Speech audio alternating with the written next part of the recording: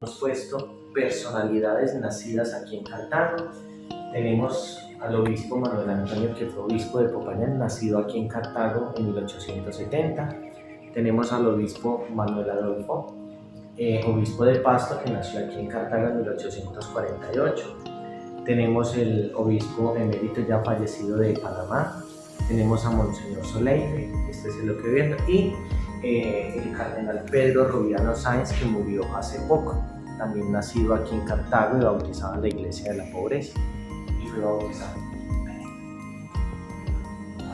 Estandarte eucarístico y dos jarrones en forma de aguja que son en bronce, y lo hemos dispuesto en esta ventana que está bien decorada con la decoración eucarística. El capillo es la parte trasera de una capa pluvial. La capa pluvial es un ornamento que el sacerdote utiliza especialmente para la procesión con el Santísimo o para la bendición con el Santísimo Sacramento. Aquí solo tenemos la capuchita de la capa.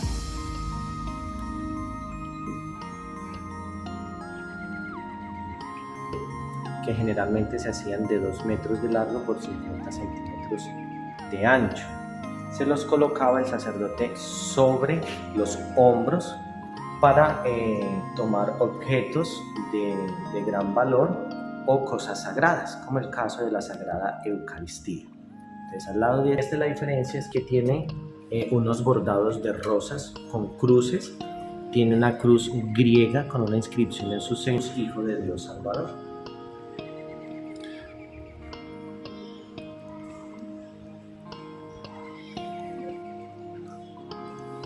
Este también es un velo humeral. La diferencia es que tiene tela estampada con cruces griegas. ¿Qué diferencia tiene una cruz griega de una cruz latina? Que la cruz griega tiene el mismo tamaño en ambos trozos de la madera y tiene unas coronas de espinas, signos de la pasión del Señor. Pero este velo, por el azul y por esta flor que tiene en el centro, está dedicado a la Virgen Inmaculada.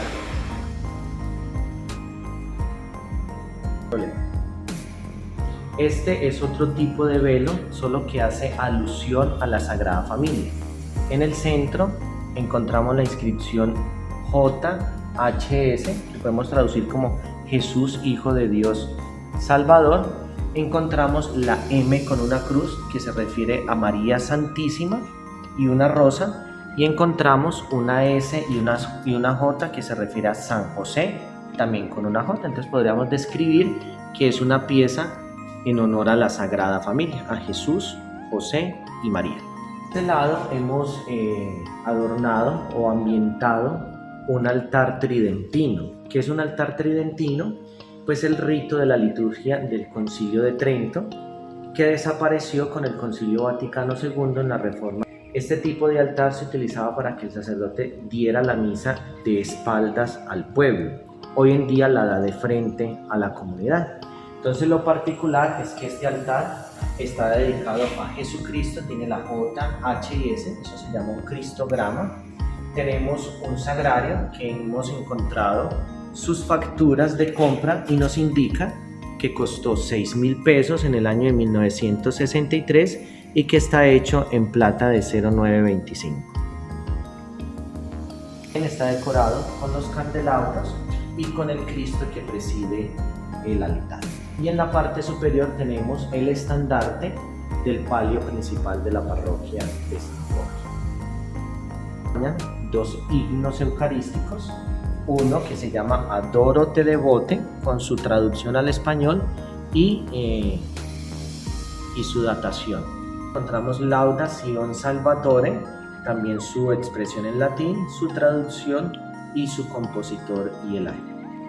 Este es otro altar tridentino que hemos organizado, que está compuesto por el altar dedicado a la Virgen María.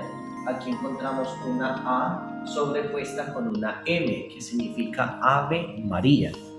Encontramos un conjunto o un juego de sagrario, expositorio y custodia. Todos los tres elementos hacen una sola pieza y están hechos en madera de comino crespo, todos tres en la época del padre Hernando Botero Ovirne. Y estos 3 cuadros se llaman las sacras, que eran el resumen de lo que el sacerdote debía decir, las palabras que el sacerdote debía decir en la misa. Entonces encontramos las oraciones iniciales, las palabras de la consagración del pan y la consagración del vino, y encontramos el último evangelio, que era obligatorio leerse al terminar cada Eucaristía. Y encontramos un juego de candelabros, que son los más grandes que posee la parroquia, dedicados a Nuestra Señora del Carmen. Aquí encontramos en esta vitrina signos y utensilios totalmente eucarísticos. Encontramos desde el pez, que significa Jesucristo, Hijo de Dios Salvador. Encontramos 2 palmatorias, que son unos candelabros que un monaguillo o un ministro acompañaba al sacerdote mientras daba la comunión con la vela encendida. Encontramos un ostensorio, que es en cierta manera una custodia pequeña para la adoración en los centros de religiosos y religiosas. Encontramos un viril, que es un utensilio donde se deposita el cuerpo de Cristo, se cierra y se le pone el seguro para introducirlo dentro de la custodia. Encontramos un copón con la simbología del pez. Encontramos 2 portaviáticos, que son los utensilios para llevar la Sagrada Comunión a los enfermos a su lugar de residencia. Encontramos un pez, que está elaborado en plata de 9.25 y es un cofre para guardar las llaves del sagrario. Él abre en la parte superior. Y en el fondo encontramos tarjetas y un recordatorio de las primeras comuniones. Era muy común que las familias dieran recordatorios de las primeras comuniones de sus hijos o familiares.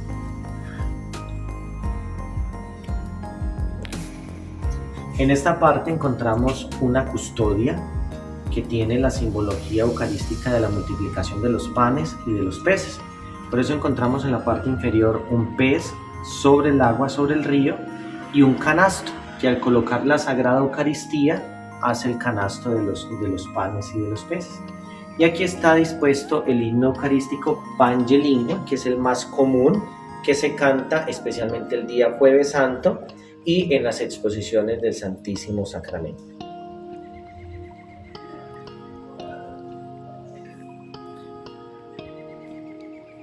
En esta parte encontramos el palio de la parroquia de San Jorge.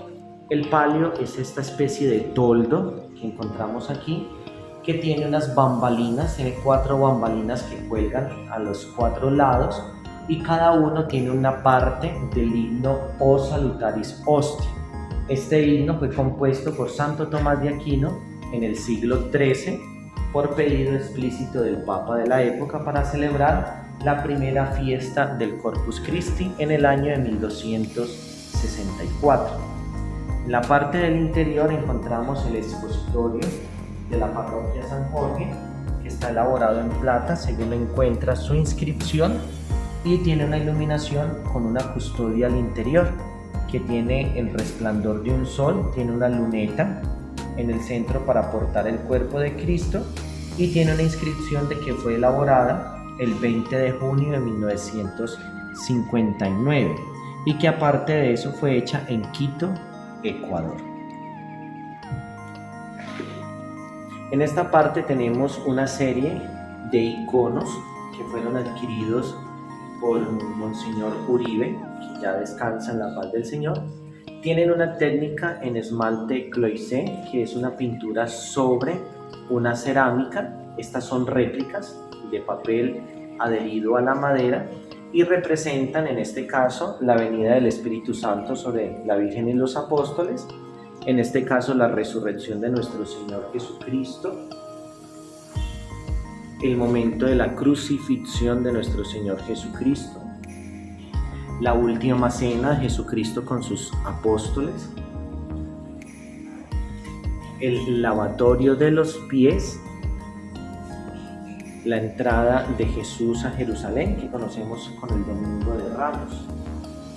Encontramos el nacimiento de nuestro Señor Jesucristo en el portal de Belén y la anunciación del ángel a la Virgen María. Todos tienen la misma técnica, casi todos son de la ciudad de Georgia, y datan del siglo X y siglo XI de nuestra era.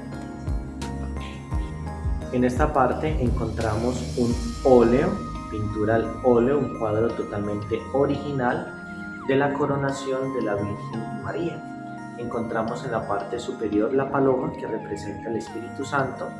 A un lado encontramos a Jesucristo y al otro lado encontramos al Padre Dios, coronando a la Virgen María asunta al cielo.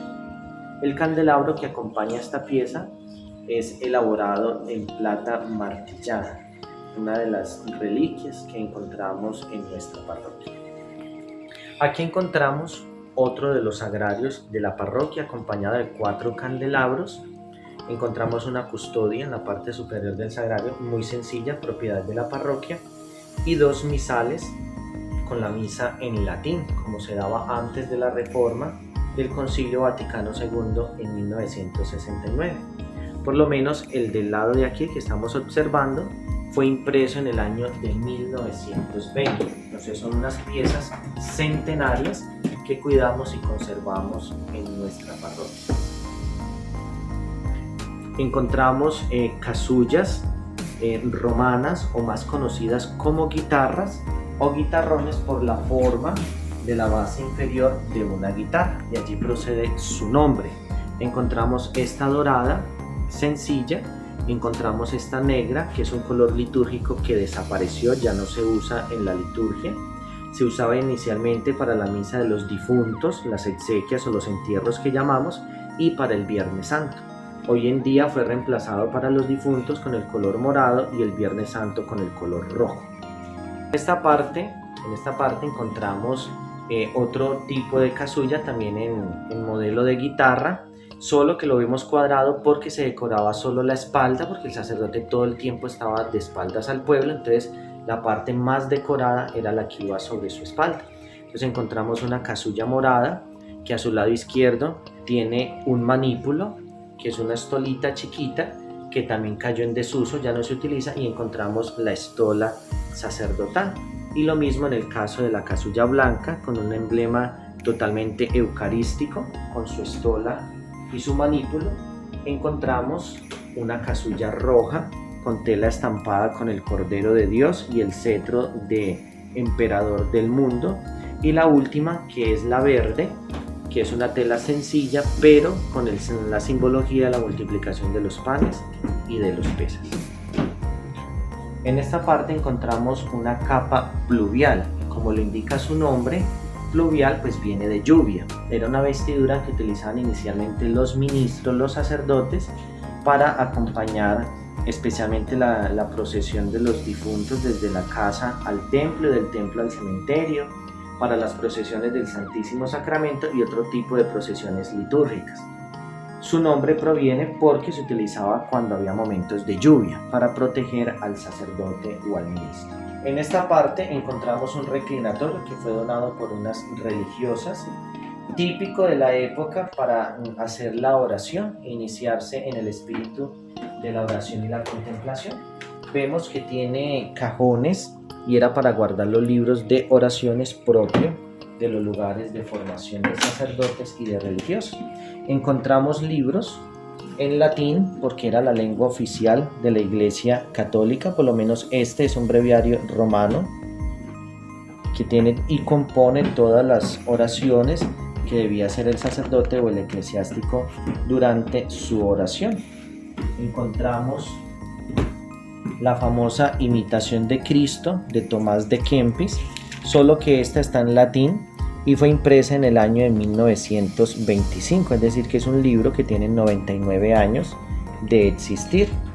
Encontramos un libro que se llama Sacerdos Maximus, que es un libro propio de la oración de los sacerdotes, está totalmente en latín y fue impreso en el año 1891. Entonces aquí vamos viendo que la parroquia y la liturgia y la fe pues tiene también elementos con antigüedad. En la parte central encontramos la custodia más grande que tiene el templo. No es elaborada en un material fino, no es ni en plata ni en oro, pero tiene la característica que fue adquirida por el grupo del Sagrado Corazón de Jesús en el Congreso Eucarístico Internacional que se celebró en Bogotá en el año de 1968. A este Congreso Eucarístico vino el Papa Pablo VI. Fue primera vez que un Papa salía del Vaticano y salía transnacionalmente a otro continente, como fue el caso de Colombia en la ciudad de Bogotá. Y encontramos el himno Ave Verum. También es un himno antiquísimo, es una sola estrofa en el que nos indica que Jesús es el verdadero cuerpo de salvación que nos alimenta. Aquí encontramos un fragmento o una parte de una piedra de hada. Era lo más consagrado y bendecido en un templo, pues a este cuadro de mármol con 5 estrellas con 5 cruces, que debía tener, contemplaba o contenía en su interior reliquias de un santo o de un mártir de la iglesia, para unir el sacrificio de la iglesia terrestre con el sacrificio de la iglesia celestial. En este lado encontramos unas antiguas bolsas para los corporales, porque nadie podía tocar los utensilios ni los lienzos sagrados aparte del sacerdote. Entonces existían las bolsas para proteger que alguien las tocara. En este lado encontramos unos velos para los copones. Cuando un copón tiene el cuerpo de Cristo en su interior, pues debe llevar un velo encima para significar a todos los fieles que está la presencia real de Jesucristo. Y encontramos una antigua palia, que es una pieza que tapa el cáliz durante la celebración para que no caiga nada dentro de la copa sagrada, y tiene la simbología del pez. En este lado encontramos 2 copones elaborados en plata. Uno data de 1959 y tiene la inscripción con el nombre del padre Hernando Botero Virne, uno de los sacerdotes más reconocidos párrocos de esta comunidad, ya que él duró aproximadamente 30 años como párroco. Y el otro copón es de 1912 y tiene la inscripción de Iglesia del Carmen, lo que hoy es la catedral, pero que en ese momento era la capilla de esta parroquia. Y en este otro extremo encontramos 3 cálices en plata. Este tiene la inscripción del padre Hernando Botero Virne y también tiene el año de 1958. Encontramos un cáliz que no está datado, no tiene fecha, pero todo su contorno tiene la iconografía de la pasión de nuestro Señor Jesucristo. Y este último, que es un cáliz francés, data de 1956.